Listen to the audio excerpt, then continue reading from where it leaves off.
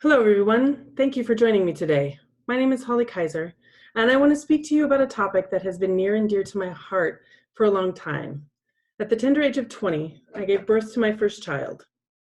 The experience of birthing children is a wonderful experience in many ways. However, there is a darker side to motherhood that people don't often talk about. As a young mother, I suffered from significant postpartum depression. There were times that I felt alone, there were times I felt dread, and there were times I felt trapped. I found that back in the early 2000s, mothers weren't talking about this dark cloud that would come over them. I knew that if this darkness was happening to me, it was more than likely happening to other mothers too.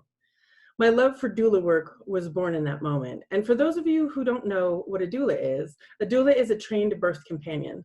Birth doulas provide emotional and physical support for women before and during the birthing experience. Doulas are not medical professionals. They only provide emotional and physical support to birthing mothers. In 2017, I started working at an all-female community corrections facility, and I was allowed a bird's eye view into the life of women in corrections. As a passionate, empathetic feminist, I started to wonder about the care pregnant women were receiving in prison. Incarcerated women face a host of issues that other women do not necessarily face. Goshen and Colbert assert that mass incarceration is a public health crisis in the United States, and within the directly affected population, incarcerated pregnant women are uniquely vulnerable. Pregnant offenders have less access to proper nutrition, prenatal care, and support. Additionally, prison guards are not generally known for their warm and friendly demeanor. A woman by the name of Imka Pope was incarcerated in a Seattle prison where she was forced to give birth alone with no support or medical intervention on a concrete floor. The prison guards didn't believe her when she told them that she was pregnant and in labor because she had schizoaffective disorder.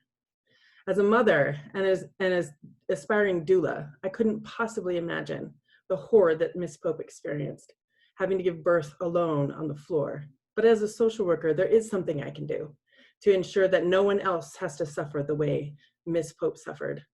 As a call to action, I'm going to develop a social media campaign that advocates for the health and well-being of pregnant women experiencing incarceration.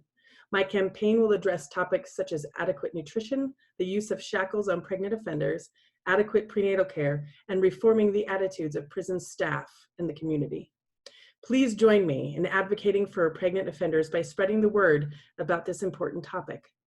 Together, we can end the suffering that pregnant offenders and their babies experience. Please visit Facebook and Instagram where you can share my social media campaign with your friends and start this important conversation. Thank you.